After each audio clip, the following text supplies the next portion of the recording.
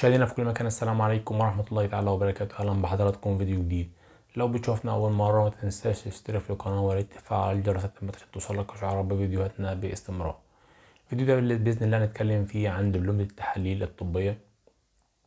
الدبلومة دي يا جماعة اللي بيقدر ياخدها انت لو خريج كلية زراعة أو خريج كلية طب بشري أو خريج كلية صيدلة أو خريج كلية علوم أو خريج كلية علوم تطبيقية أو خريج معهد عالي تعاون زراعي وعايز تشتغل في مجال التحاليل الطبية. بتاخد حاجة اسمها دبلومة كيمياء حيوي. دبلومة الكيمياء الحيوي دي يا جماعة من مدة الدراسة بتاعتها بتبقى سنة، بتبقى ترمين. الأوراق المطلوبة فيها بيطلب منك شهادة البكالوريوس، بيطلب منك شهادة الجيش، بيطلب منك صور شخصية، بيطلب منك فيزا عشان المصروفات بتاعتها بتكون حوالي 7000 جنيه. انت بإذن الله ساعة ما بتاخد الدبلومة دي يا جماعة مصرح ان انت تشتغل فني معمل، تقدر تشتغل في المعامل او اخصائي تحاليل. تقدر تفتح المعمل بتاعك بس لما تخلص الاجراءات بتاعته.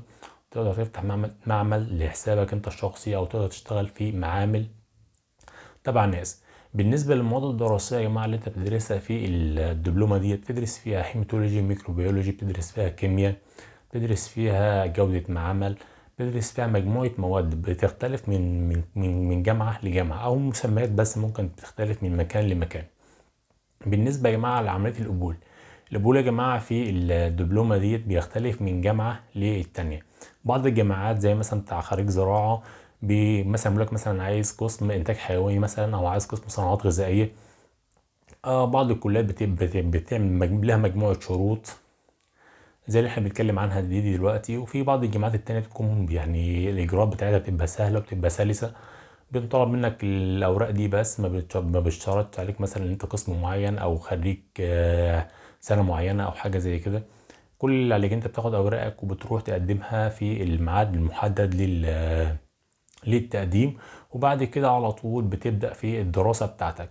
بالنسبه يا جماعه لمجال التحاليل الطبيه، مجال التحاليل الطبيه ده يا جماعه يعني مجال واسع جدا. مش دبلومه التحاليل بس دي الموجوده او دبلومه الكيمياء الحيوي دي بس الموجوده، ده في مجموعه دبلومات وفي في مجال دراسه واسع جدا جدا جدا.